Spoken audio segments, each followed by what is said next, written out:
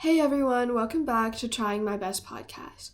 Today's episode is called Trying My Best to Stop Comparing Myself with Everyone Else. This one hits close to home.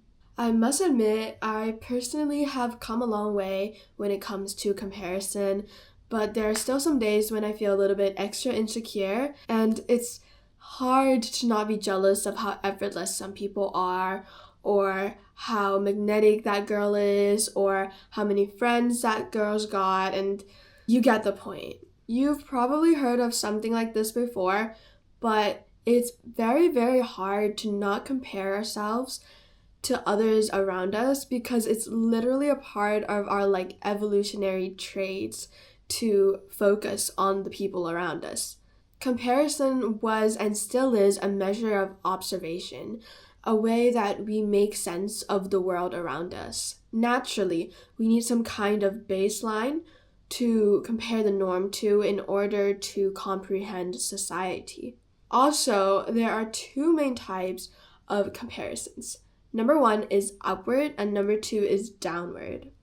It's very simple. So upward comparison is when you compare yourself to people that you find more superior or people who have more things than you.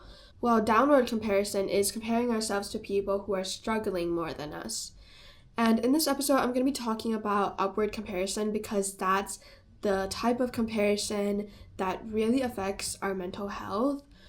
But let me know if you want me to talk about downward comparison and how that can also affect our mental health. While upward comparison can be inspiring at times, it can really degrade our self-worth. We can be absorbed in our negative emotions that we forget to enjoy the memories that we are making. And I just hate it when this happens. I hate it when I'm getting so jealous and irritated and insecure, so much so that I can't even be happy when I'm in a situation where I would normally be happy. But here's what you can do to ensure that you're making the best out of your best years instead of wasting your time wishing to be other people. Number one is practice gratitude. And I'm pretty sure that I've already said this in my FOMO episode because when it comes to comparison of other people, it's very, very effective to shift the attention back to yourself and all the amazing things that you're blessed with. Every morning or every night, try to jot down a few things and journal about what you're grateful for. Be very specific and just take the time to appreciate what you already have. And also, when you accomplished something, if you just scored highly on a test, you beat your own high score, or you did anything remotely well, hype yourself up for it. There's no need for humility. You deserve all the attention. You deserve all the attention. Number two, as much as I hate to admit this, my mom was right. It is the damn phone. I love my phone, okay? I love messaging my friends. I love taking pictures, and I love scrolling on TikTok from time to time. But it is such a big component of why comparison and depression is so much worse for our generation. The amount of time that we spend on our phones and we spend looking at other people's lives is concerning. Back in the days, you would not know that much about somebody because there is no social media where everyone posts about their life. This is a whole nother conversation about phones, but by cutting down unnecessary exposure to other people's lifestyles, which may not be real, by the way, it really helps to reduce comparison and just cut down the source of comparison in the first place.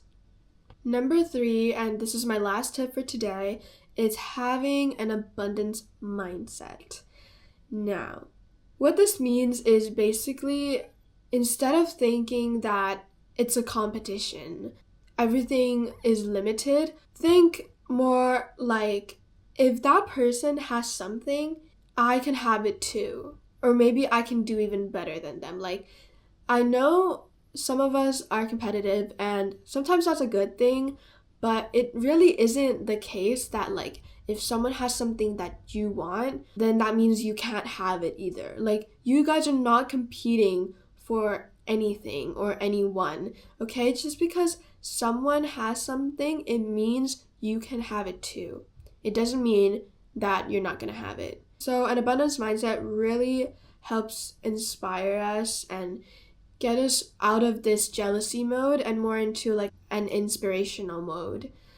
Now that is it for today. I hope everyone found something useful. Just have a great rest of the week, and until next time, keep trying your best because that's more than enough.